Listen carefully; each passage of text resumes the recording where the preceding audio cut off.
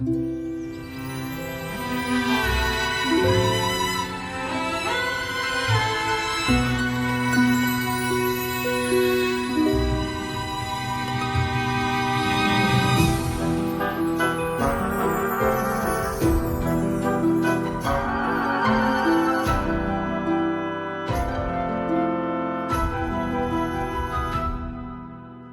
özümi ayamadım hiç yerde.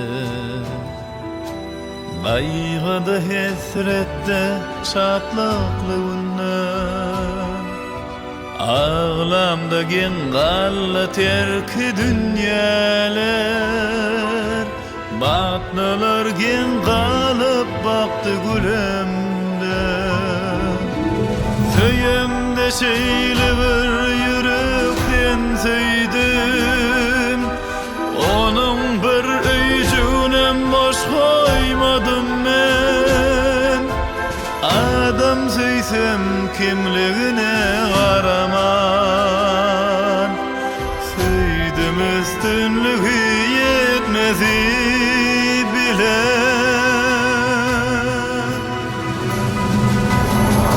Bana bolsa beýdip ýörmediler, senin bu bolşuňa diýerler tentek. Senin tek ýaşagyr sana bor gerek, senin bar ýeljegiň ömürde ýentek.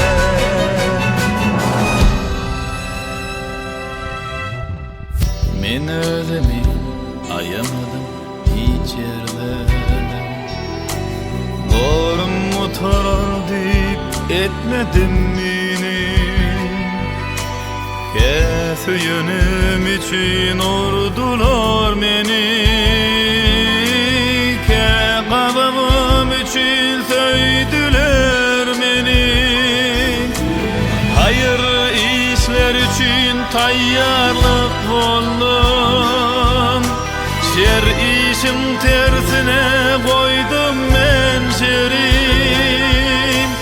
Son görüp otursam bu tor yar eken, dine berilmeyen zatlara morim.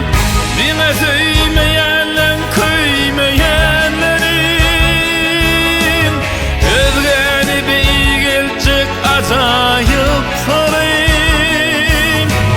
Kırıl manattıy gizleyenlerim, bu ton yar ekeni yürekte borayım.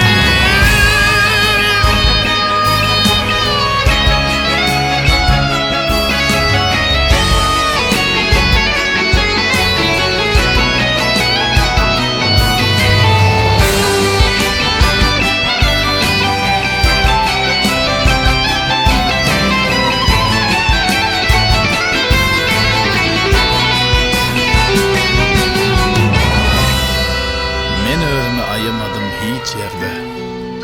Özüme bağış ettim özgüler üçün doğruy. Käte azar berýär yüregim, oňam başga zatdan bolmagy mümkin.